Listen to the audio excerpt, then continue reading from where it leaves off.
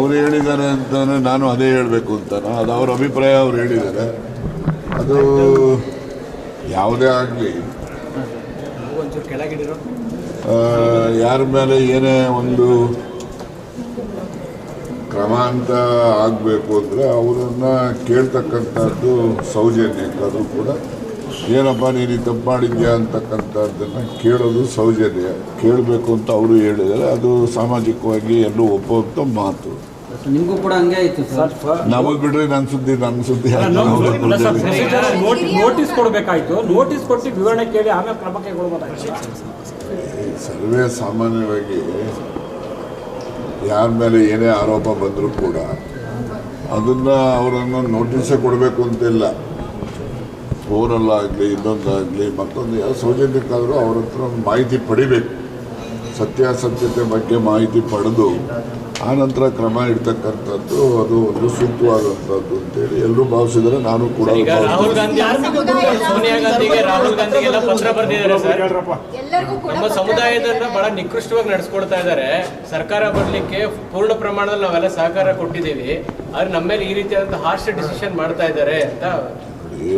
Muslim ಸಮುದಾಯ ಕಾಂಗ್ರೆಸ್ ಪಕ್ಷದ ಪರವಾಗಿ ಸಂಪೂರ್ಣವಾಗಿ ಬೆಂಬಲ ಕೊಟ್ಟಿದೆ ಅಂತಕ್ಕಂಥದ್ದು ನಿರ್ವಿವಾದ. ಅದು ಎಲ್ಲರೂ ಕೂಡ ಒಪ್ಪಿದ್ದೇವೆ, ಎಲ್ರಿಗೂ ಮನವರಿಕೆನೂ ಕೂಡ ಇದೆ. ಆದರೆ ಜಮೀರ್ ಅವ್ರ ಮೇಲೆ, ಇನ್ನೊಬ್ಬರ ಮೇಲೆ, ಮತ್ತೊಬ್ಬರ ಮೇಲೆ ಏನಾದರೂ ಕ್ರಮಗಳು ಅದು ಇದು ಅಂತಕ್ಕಂಥದ್ದು ಪ್ರಸ್ತಾಪಗಳು ಬಂದಾಗ ಹಾಗಂದಾಕ್ಷಣಕ್ಕೆ ಪೂರ್ಣ ಮುಸ್ಲಿಂ ಸಮುದಾಯನೇ ಕಾಂಗ್ರೆಸ್ ವಿರುದ್ಧ ಅಂತಾಗಲಿ ಅಥವಾ ಅವ್ರ ಮೇಲೆ ಕಾಂಗ್ರೆಸ್ಸಿಗೆ ಕೋಪ ಇದೆ ಅಂತ ಭಾವನೆ ಆಗಲಿ ಆ ಸಮುದಾಯದಲ್ಲೂ ಕೂಡ ಬರಬಾರ್ದು.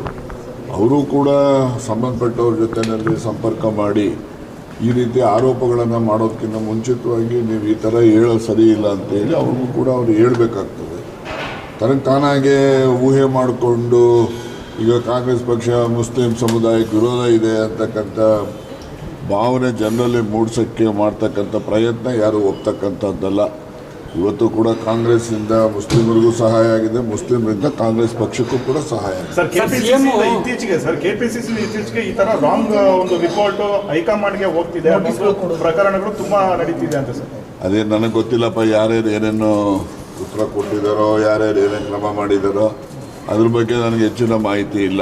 ಸರ್, ಸಿಎಂ ಸೈಲೆಂಟ್ ಆಗಿದ್ದಾರೆ ಅಂತ ಒಂದು ಮಾತು ಹೇಳ್ತಿದ್ರೆ, ಮತ್ತೆ ಜಮೀರ್ ಅಹ್ಮದ್ ಅವರು ಹೇಳ್ತಿದ್ದಾರೆ ಅವ್ರು ಸೈಲೆಂಟ್ ಆಗಿಲ್ಲ, ಅವ್ರು ಮಾತಾಡಿದ ಬೇರೆ ರೀತಿಯದ್ದೇ ಸೌಂಡ್ ಬರುತ್ತೆ ನೋಡಿ ಅಂತ ಹೇಳ್ತಾರೆ. ಹೌದು, ಅದು ನೋಡಿ ಅವರ ಅನಿಸಿಕೆ, ಅವರ ಅನುಭವ, ಅದ್ರ ಬಗ್ಗೆ ನಾನು ಹೇಳಕ್ಕೆ ಹೋಗೋದು. ನನ್ನ ಅನುಭವದಲ್ಲೂ ನಾನು ಮೊನ್ನೆನೇ ಹೇಳಿದ್ದೇನೆ, ಅಸಹಾಯಕರಿದ್ದಾರೆ ಅಂತೇಳಿ ಹೇಳಿದ್ದೇನೆ. ನಾನು ಒಂದೊಂದು ಸರಿ CM ಇಷ್ಟೊಂದು ಅಸಹಾಯಕರ ಆಗ್ತಾ ಇದ್ದಾರಲ್ಲ ಅಂತಕ್ಕಂಥದ್ದು ನೋಡಿದಾಗ ಯಾರಾದರೂ ಮಾಟ ಮಂತ್ರ ಮಾಡಿಸ್ಬಿಟ್ಟವ್ರೇನೋ ಅವ್ರ ಮೇಲೆ ಸ್ವಲ್ಪ ವಿಚಾರ ಮಾಡ್ತಾ ಇದ್ದೀನಿ.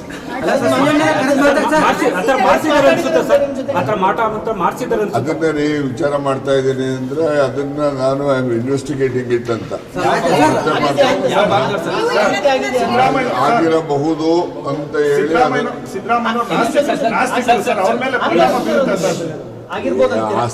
ನಾಸ್ತಿಕರೋ ನೋಡ್ರಿ, ಯಾವಾಗಲಾದರೂ ಕೂಡ ಮನುಷ್ಯನ ಮೇಲೆ ಏನಾದರೂ ಪರಿಣಾಮ ಆಗಬೇಕು ಅಂದರೆ ಅವ್ರು ಆಸ್ತಿಕರೇ ಆಗಿರಬೇಕು ಅಂತಲ್ಲ, ಅಥವಾ ನಾಸ್ತಿಕರಾಗಿರ್ಬೇಕು ಅಂತನೂ ಅಲ್ಲ. ಬರ್ತಕ್ಕಂಥ ತೊಂದರೆ ಯಾರನ್ನೂ ಬಿಡೋದಿಲ್ಲ. ಯಾಕೆ ಮಾಟ ಮಂತ್ರ ಮಾಡುವಂತ ಪ್ರಯತ್ನಗಳಾಗುತ್ತೆ ಅಂತ ನಾನು ಮಾಟ ಮಂತ್ರದಲ್ಲಿ ನಂಬಿಕೆ ಇಲ್ಲೇ ಇರೋನು, ಗೊತ್ತಾಯ್ತಾ? ಆದರೆ ಮಾಡಿರ್ಬೋದೇನೋ ಯಾರಾದರೂ ಅಂತ ಹೇಳಿ ಆಗಿದೆಯೋ ಆಗಿಲ್ವೋ ಅದನ್ನು ನಾನು ಅದನ್ನ ಇನ್ವೆಸ್ಟಿಗೇಟ್ ಮಾಡ್ತಾ ಇದ್ದೀನಿ.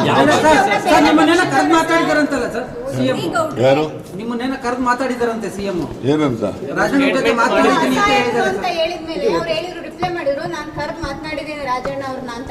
ಕರೆಕ್ಟ್ ಮಾತನಾಡಿದ್ದಾರೆ. ಈಗ ಮಾಟ ಮಂತ್ರ ಅವರು ನಂಬಲ್ಲ, ನಾನು ನಂಬಲ್ಲಪ್ಪ, ನಡೀರಿ ಸುಮ್ಮನೆ.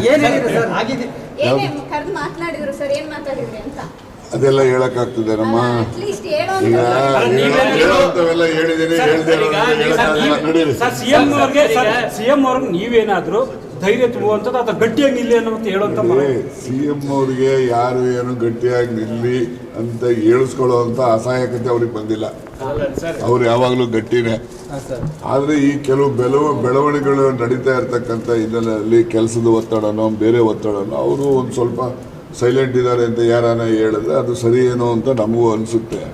ಆದರೆ ಏನು ಅಸಹಾಯಕತೆ ಬಗ್ಗೆ ನಾನು ಈಗಾಗಲೇ ಹೇಳ್ದಂಗೆ ಯಾರೋ ಮಾಟ ಮಂತ್ರ ಏನಾದ್ರು ಮಾಡಿಸ್ಬಿಟ್ಟಿದ್ದಾರೆ ಪೂರ್ತಿ ಮಾತಾಡ್ತಾರೆ ಮಾಟ ಮಂತ್ರ ಏನೋ ಮಾಡಿಸ್ಬಿಟ್ಟಿದ್ದಾರೇನೋ ಅನ್ನೋ ಜನ ಮಾತಾಡ್ತಾರಲ್ಲ ಅದನ್ನು ನಾನು ನಂಬುವಾಗ ಆಗ್ತದೆ. ಯಾರು ಮಾಡಿರಬಹುದು ಅನ್ನೋದನ್ನು ನಾನು ಇನ್ವೆಸ್ಟಿಗೇಟ್ ಮಾಡ್ತಾ ಇದ್ದೀನಿ, ಆಮೇಲೆ ನಿಮ್ಗೆ ತಿಳಿಸ್ತೀನಿ.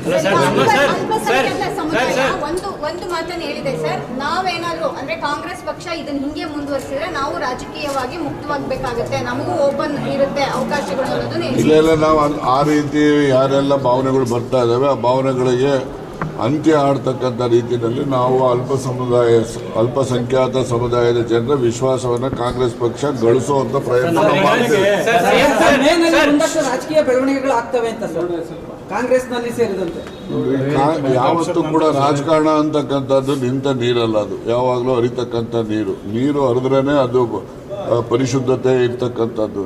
ಒಂದೇ ಕಡೆ ನೀರು ನಿಂತ್ಬಿಟ್ರೆ ಅದು ಪರಿಶುದ್ಧತೆಯನ್ನು ಕಳ್ಕೊಳ್ತದೆ. ಅದರಿಂದ ರಾಜಕಾರಣನೂ ಹಂಗೇನೆ, ಅದು ಕೂಡ ನಿಂತ ನೀರು ಹೇಗೆ ಹರಿಯೋ ನೀರು ಪರಿಶುದ್ಧತೆ ಇರುತ್ತೋ ಹಾಗೆ ರಾಜಕಾರಣನೂ ಕೂಡ ಪರಿಶುದ್ಧತೆ ಕಾಪಾಡ್ಕೋಬೇಕು ಅಂತ ಬೆಳವಣಿಗೆಗಳು ನಿರಂತರವಾಗಿ ಆಗಬೇಕು. ಈಗ ನಮ್ಮ ಮುಂದೆ ನೀವು ಮಾತಾಡಿದಾಗೆ ಮುಖ್ಯಮಂತ್ರಿಗಳ ಹತ್ರನೂ ಹೇಳಿದ್ರೆ ಸರ್, ಅಲ್ಪಸಂಖ್ಯಾತರ ವಿಚಾರದಲ್ಲಿ ನೀವು ತಟಸ್ಥರಾಗಿರ್ಬೇಡಿ, ಮಧ್ಯಪ್ರವೇಶ ಮಾಡಿ ಅಂತ ಹೇಳಿದಿರ ಸರ್? ನೋಡಿ, ಮುಖ್ಯಮಂತ್ರಿಗಳೇ ಅಂತಲ್ಲ, ಪ್ರತಿಯೊಬ್ಬ ಕಾಂಗ್ರೆಸ್ನಲ್ಲಿ ಇರ್ತಕ್ಕಂಥ ಕಿರಿಯ ಎಲ್ಲ ಮುಖಂಡರುಗಳು ಕೂಡ ಎಲ್ಲ ಸಮುದಾಯಗಳ ವಿಶ್ವಾಸ ಗಳಿಸಬೇಕು ಅಂತಕ್ಕಂಥ ಪ್ರಯತ್ನ ಮಾಡ್ತೀವಿ. ಅದರಲ್ಲಿ ಅಲ್ಪಸಂಖ್ಯಾತರು ಕೂಡ ರಾಜಣ್ಣ ಸರ್, ನಮ್ಮ ಪ್ರಶ್ನೆಗೆ ಉತ್ತರ ಸಿಗಲಿಲ್ಲ. ಸಿದ್ದರಾಮಯ್ಯ ಅವ್ರ ಮೇಲೆ ಯಾಕೆ ಮಾಟ ಮಂತ್ರ ಆಗುತ್ತೆ ಅಂತ ಶಕ್ತಿ ಏನು ಅನ್ನೋ ತರಕ್ಕೆ ನಮ್ಮ ಮೇಲೂ ಆಗಿರ್ತದೆ ರೀ, ನಮಗೂ ಗೊತ್ತಾಗೋದಿಲ್ಲ. ಅದನ್ನೆಲ್ಲ ವಿಚಾರ ಮಾಡೋದ್ರಲ್ಲಿ ಗೊತ್ತಾಗ್ತದೆ. ಹಿಂದೆ ಆಗಿದೆ ಸರ್ ಈ ತರ ಏನಾದರೂ ಮಾಟ ಮಂತ್ರಗಳು ರಾಜಕೀಯವಾಗಿ? ನನಗೆ ನಿಮ್ಗೆ ಹೇಳ್ಬೇಕು ಅಂದ್ರೆ, ನಾನು ಯಾವುದೇ ಚುನಾವಣೆಗೆ ನಿಂತರೂ ಕೂಡ ನಮ್ಮ ಹಳೆ ಮನೇಲಿದ್ದೆ, ಕೆಲಸದಲ್ಲಿದ್ದಾಗ ಆ ಕಡೆ ಮನೆಯಲ್ಲಿ ಯಾವಾಗಲೂ ಬರೋರು ಏನು ಕತ್ತೇನೋ, ಮನೆ ಸುತ್ತನೂ ಹಳದಿ ನೀರು, ನಿಂಬೆಹಣ್ಣು ಮಳೆಗಳು ಹೊಡಿಯೋದು, ದರ ಕಟ್ಟೋದು ಅಂಥವೆಲ್ಲ ಹಾಕ್ಬಿಟ್ಟು ಹೋಗ್ಬಿಡೋರು. ಬಟ್ ನಾವವರೆಲ್ಲ ಏನು ನಂಬಿಕೆ ಮಾಡ್ತಾ ಇರಲಿಲ್ಲ, ಅವೆಲ್ಲ ಹಾಕಿದ್ರು ಅಂತೇಳಿ ನಾನೇ ಸೋತೋದ್ನ, ಅದಕ್ಕೆ ನನ್ನ ನಂಬಿಕೆನೂ ಇಲ್ಲ. ಈಗ ನೋಡಿದ್ರೆ ಸ್ವಲ್ಪ ಏನಾದರೂ ಎಲ್ಲ ಈ ಕೇರಳದಲ್ಲಿ ಏನೋ ಮಠ ಮಂತ್ರ ಜಾಸ್ತಿ ಮಾಡ್ತಾರಂತಲ್ಲ, ಸ್ವಲ್ಪ ನೋಡೋಣ, ವಿಚಾರ